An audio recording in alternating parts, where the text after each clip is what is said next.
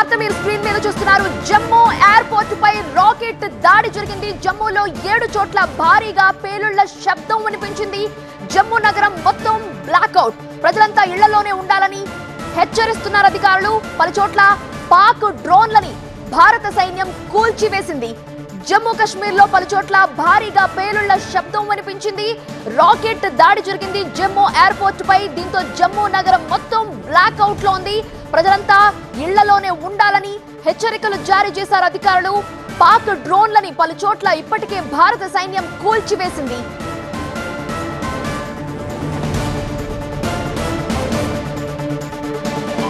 ఇప్పటికే పాకిస్తాన్ డ్రోన్లు మిసైల్స్ తో అటాక్ చేయాలని భావించింది. కానీ భారత్ మాత్రం ధీటుగా తిప్పికొట్టిన విషయం మనకి తెలిసిందే. అవి మిసైల్స్ వాళ్ళ డ్రోన్లు గాల్లో ఉండగానే S-400 తో కూల్చివేశాం.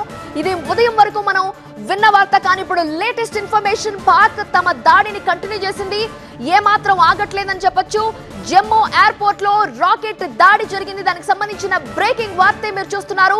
ప్రజలంతా అప్రమత్తంగా ఉండాలి, ఇళ్లకే పరిమితం కావాలంటూ ప్రభుత్వం నుండి ఆదేశాలు జారీ అయ్యాయి. జమ్మూ ఎయిర్పోర్ట్ పై రాకెట్ దాడికి సంబంధించిన బ్రేకింగ్ వార్త ఇది. జమ్మూలో ఒకేసారి 7 చోట్ల భారీగా పేలుళ్ల శబ్దం వినిపించింది. అది రాకెట్ దాడికి సంబంధించిన శబ్దాలని భావిస్తున్నారు. జమ్మూ నగరం మొత్తం కూడా బ్లాక్ అవుట్ లో ఉంది. బ్లాక్ అవుట్ అంటే టోటల్ గా మీరు పవర్ అంతా ఆఫ్ చేసేస్తారు. లైట్లు, ఫ్యాన్లు అన్ని everything black out. And everybody knows it, right? Mock drills నిర్వహిస్తున్న సమయంలోనే బ్లాక్ అవుట్ అంటే ఏంటో కూడా అధికారులు వివరించారు. ప్రస్తుతం జమ్మూ నగరం ఈజ్ అండర్ బ్లాక్ అవుట్.